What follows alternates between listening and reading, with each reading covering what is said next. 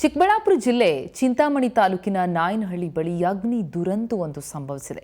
ಗೋಡಾನ್ನಲ್ಲಿ gas ಸಿಲಿಂಡರ್ಗಳು ತುಂಬಿದ ಲಾರಿಗೆ ಬೆಂಕಿ ತಗುಲಿದೆ. ಪರಿಣಾಮ ಲಾರಿಯಲ್ಲಿದ್ದ 900ಕ್ಕೂ ಹೆಚ್ಚು ಸಿಲಿಂಡರ್ಗಳು ಸ್ಫೋಟಗೊಂಡಿವೆ. ಸ್ಫೋಟದ ರಭಸಕ್ಕೆ 3 ಲಾರಿಗಳು ಧಗಧಗನೆ ಹೊತ್ತಿ ಉರಿದಿವೆ. ಪಟಾಕಿಗಳಂತೆ 2 ಗಂಟೆ ಕಾಲ ಸಿಲಿಂಡರ್ ಸ್ಫೋಟಗೊಂಡು ಸಿಲಿಂಡರ್ ಸ್ಫೋಟದ ಶಬ್ದ ಕೇಳಿ ಸುತ್ತಮುತ್ತಲಿನ ಗ್ರಾಮಗಳ ಗ್ರಾಮಸ್ಥರು ಬೆಚ್ಚಿಬಿದ್ದಿದ್ದಾರೆ. ಸಂಸದ KH ಮುನಿಯಪ್ಪ ಸಂಬಂಧಿ ಶ್ರೀನಿವಾಸ್ ಎಂಬುವರಿಗೆ ಸೇರಿದಂತಹ ಗೋಡಾನ್ ಇದು. ಸ್ಥಳಕ್ಕೆ ಅಗ್ನಿಶಾಮಕ ಸಿಬ್ಬಂದಿ ದೌಡಾಯಿಸಿವೆ. ಬೆಂಕಿ ನಂದಿಸಲು ಹರಸಾಹಸ ಪಟ್ಟಿವೆ. ಚಿಂತಾಮಣಿ ಗ್ರಾಮಾಂತರ ಪೊಲೀಸರು ಕೂಡ ಭೇಟಿ ಕೊಟ್ಟು ಪರಿಶೀಲನೆಯನ್ನ ನಡೆಸಿದ್ದಾರೆ.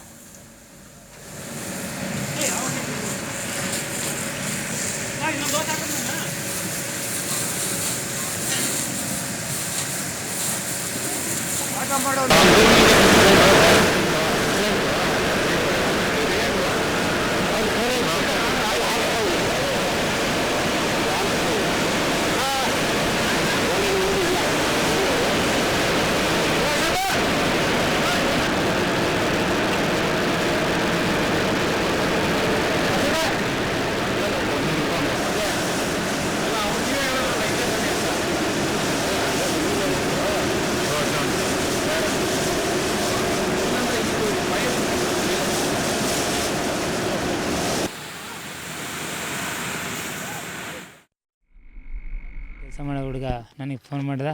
ಆ ಫೋನ್ ಮಾಡಿದ ತಕ್ಷಣ ನಾನು ಬಂದ ತಕ್ಷಣ ಏನು ಬೆಂಕಿ ಜಾಸ್ತಿ ಉರಿತಾಯಿತ್ತು. ಮೇಲ್ಗಡೆ ಒಂದು 300-400 ಮೀಟ್ರ್ ಮೇಲೆ ಉರಿತಾಯಿತ್ತು.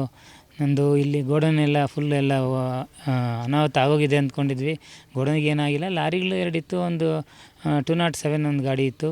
ಆ ಗಾಡಿನಲ್ಲಿ ಸಿಲಿಂಡ್ರ್ಗಳಿತ್ತು. 3 ಗಾಡಿನಲ್ಲಿ ಸಿಲಿಂಡ್ರ್ಗಳಿತ್ತು. ಆ ಸಿಲಿಂಡ್ರಲ್ಲಿ 900 ಸಿಲಿಂಡ್ರ್ ಫುಲ್ ಸಿಲಿಂಡರ್ಸ್ ಇತ್ತು.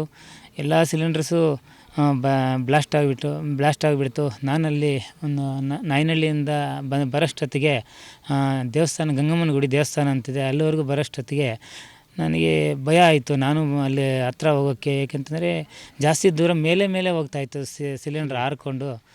ಅದರಿಂದ ಭಯ ಆಯಿತು. ಬಟ್ ಅದು ಅಗ್ನಿಶಾಮಕ ದಳವರಂತೂ ಸಹಕಾರ ಕೊಟ್ಟಿದ್ದಾರೆ. ಆನ್ ಟೈಮ್ ಬಂದಿದ್ದಾರೆ. ಪೊಲೀಸ್ ಇಲಾಖೆಯವರು ಅಷ್ಟೇ, ಸಬ್ ಇನ್ಸ್ಪೆಕ್ಟ್ರು, ಸರ್ಕಲ್ ಇನ್ಸ್ಪೆಕ್ಟ್ರು ಇಬ್ಬರೂ ಅಷ್ಟೇ ಆನ್ ಟೈಮ್ ಬಂದು ರಕ್ಷಣೆ ಮಾಡಿದ್ದಾರೆ. ಬಟ್ ಯಾವುದೇ ಕಾರಣಕ್ಕೂ ಅನಾಹುತ ಆಗಿಲ್ಲ. ಸ್ಕೂಲ್ ಮಕ್ಕಳು ಪಕ್ಕದಲ್ಲಿ ಒಂದು 20 ಜನ ಇದ್ದರು. ಇಲ್ಲಿಂದ ಒಂದು 50 ಮೀಟ್ರ್ ಕೂಡ ಇಲ್ಲ. ಆ ಮೀಟ್ರ್ ಪಕ್ಕ 50 ಮೀಟ್ರಲ್ಲಿ ಇದ್ದರು. ಆ ಸ್ಕೂಲ್ ಹುಡುಗರು ಕೂಡ ಸೇಫ್ ಆಗಿದ್ದಾರೆ. ಯಾವುದೂ ದುರಂತ ಆಗಿಲ್ಲ. ಎಲ್ಲರಿಗೂ, ಎಲ್ಲ ಸಿಬ್ಬಂದಿಯವರು.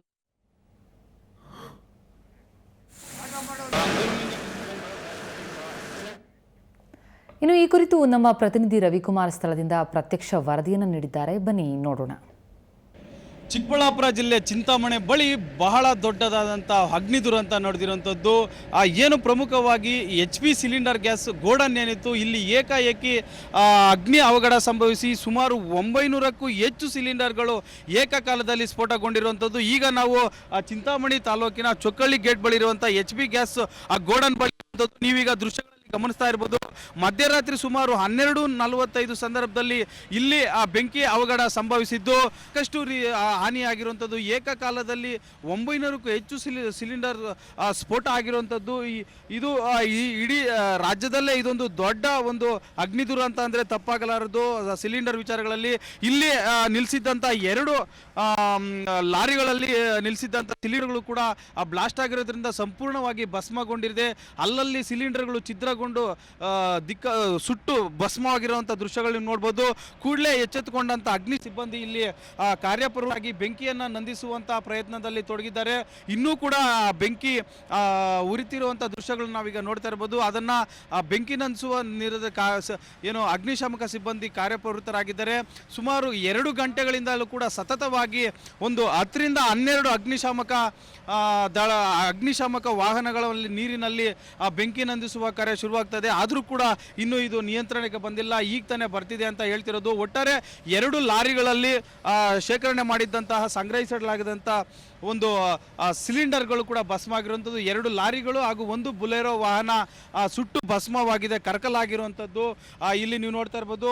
ಜೊತೆಗೆ ಇಲ್ಲಿ ಅಲ್ಲಲ್ಲಿ ಸಿಲಿಂಡರ್ಗಳು ಛಿದ್ರಗೊಂಡು ಬಿದ್ದಿರೋ ಸ್ಫೋಟದ ಒಂದು ರಭಸಕ್ಕೆ ಒಂದು ಸಾಕಷ್ಟು ದೂರ ಸಾಗಿ ಅಲ್ಲಲ್ಲಿ ಬಿದ್ದಿರುವಂಥದ್ದು.